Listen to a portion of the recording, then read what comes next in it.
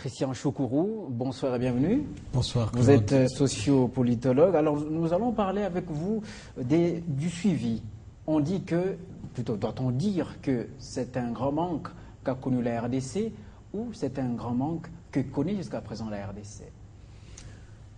Oui, merci pour l'invitation Claude. Je salue d'abord tous les téléspectateurs de Télé 50 partout où ils se trouvent. Oui. Pour répondre à votre question, effectivement, le manque court encore pour la République. Parce que, comme vous le savez, les contrôles dans un État qui se veut moderne comptent trop. Et les suivis en est au fait la pièce maîtresse. Parce que c'est à partir du suivi qu'on sait que telle somme qui a été donnée pour tel travail a été réellement affectée à ces travaux et les résultats qu'on attendait, est-ce qu'ils ont été atteints? Dans notre pays, je crois que ça pose encore problème. Et c'est pourquoi aujourd'hui donc, nous avons des difficultés à être côté là où on parle de la bonne gouvernance. Justement parce qu'il n'y a pas de suivi. Les suivis viennent au fait parce que en Afrique et surtout ici chez nous au Congo, la République a été enterrée au détriment des individus. Et je me souviens d'une petite phrase très profonde qu'avait prononcée Barack Obama en juin 2013, oui. Donc l'année passée, je crois au Caire, lorsqu'il disait donc que l'Afrique n'a pas besoin des hommes forts, mais plutôt des institutions fortes. Pour ce qui nous concerne, nous, on se rend compte que des individus comptent beaucoup plus que le Congo. Parce que, tenez, lorsque un homme politique reçoit une somme pour un programme et qu'il n'arrive pas à exécuter avec fidélité ces programmes-là, qu'est-ce qu'on fait de ces hommes-là? Parce qu'ils sont nombreux. Il faut sanctionner, en principe. Est-ce que ça s'est fait dans notre pays? C'est ça le plus grand problème. Et la République continue à saigner au jour le jour. Et donc, on ne peut même pas envisager être coté là où on parle de la bonne gouvernance. C'est malheureux. Nous devons fournir d'efforts. Parce que toute action politique et même économique, j'ai bien aimé quand nous avions donc pris les rênes du pouvoir, la présidence du COMESA, j'ai aimé. Mais il faut commencer par là. Sinon, cette intégration nous amène dans une zone de libre-échange.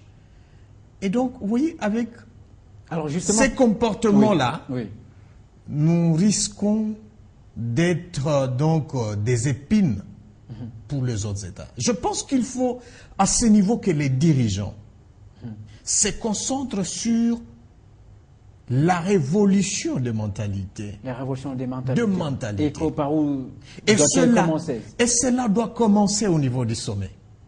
Au niveau du sommet, on doit d'abord nous prêcher par l'exemple et ensuite, nous, le bas peuple, nous suivons. Je crois que c'est là où il y a les saluts de la République.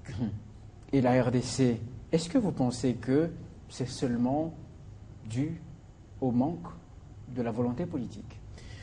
Tout à fait. C'est ça le problème. Parce que si d'autres pays africains, je ne veux pas parler des pays de l'Occident, si d'autres pays africains ont un temps soit peu essayé d'éradiquer ces fléaux, pourquoi pas nous? Je crois qu'il n'y a pas de volonté politique. Exemple simple, la salubrité dans la ville de Kinshasa. Est-ce que c'est seulement le gouvernement qui doit en assurer le suivi ou il y a également une part de la population Il y a par une certaine discipline? Il y a une part de la population. Mais encore une fois, les modèles viennent d'Arao. Vous comprenez? Si on éduque cette population-là par l'exemple, je crois que cela peut être possible. Donc tout doit commencer du sommet et non du bas. Il faut donc que nous puissions avoir cette volonté de pouvoir changer et révolutionner les choses. Parce que là où nous nous trouvons, ce n'est pas là. Mais en RDC, les choses changent quand même. Avec cette dose de rigueur qu'apporte le gouvernement Matata. Rigueur. Je suis dubitatif. Dans quelle mesure? Peut-être c'est une rigueur apparente, mais la réalité est tout autre.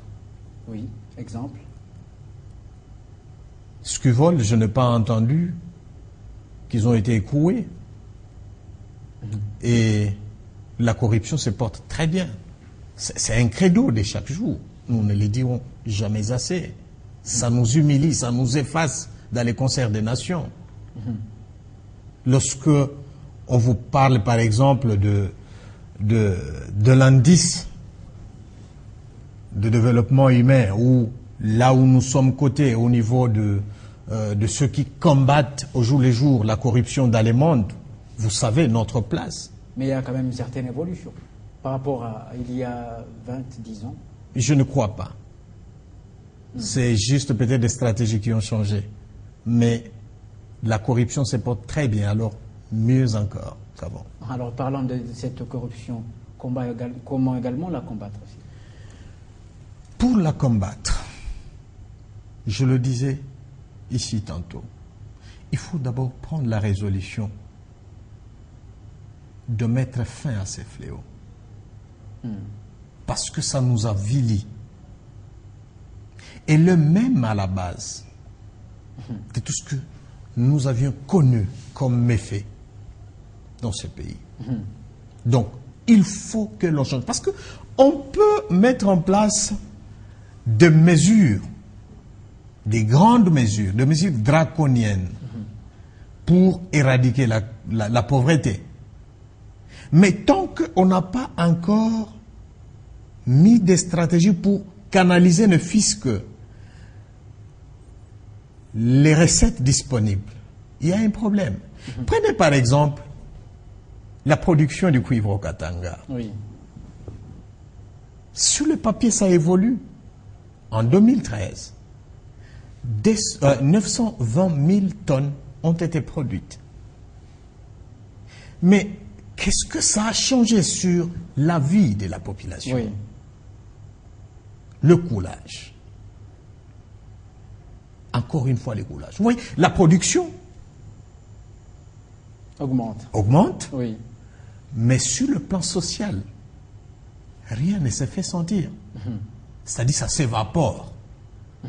C'est-à-dire, même si on arrivait en 2015 Oui. à 1 million de tonnes de cuivre, et ça, ce n'est que le volet cuivre, Oui. rien ne changera. Tant que la pratique, tant que la corruption continue à tuer. Mais c'est quand même un phénomène qui existe depuis bien longtemps et qu'on ne peut pas éradiquer quand même en un clin d'œil ou en 2-3 ans. C'est tout un processus, je pense. Je pense que il faut seulement la volonté. Ce n'est pas un problème de temps. Si on veut, on peut changer cela. Parce que je connais deux pays qui, au bout de 3 ans, ont pu, un temps soit peu, éradiquer ces phénomènes, ces fléaux. Oui. Mais nous pouvons aussi le faire. Si nous n'avons pas de stratégie, allons quand même vers ces gens. Mais je pense que même si on allait vers ces gens, le problème, c'est au fait au niveau de cette volonté. Le vouloir là de changer. C'est ça le plus grand problème ici au Congo. Merci Christian Choukourou pour ces détails. En tout cas, le sujet est assez vaste.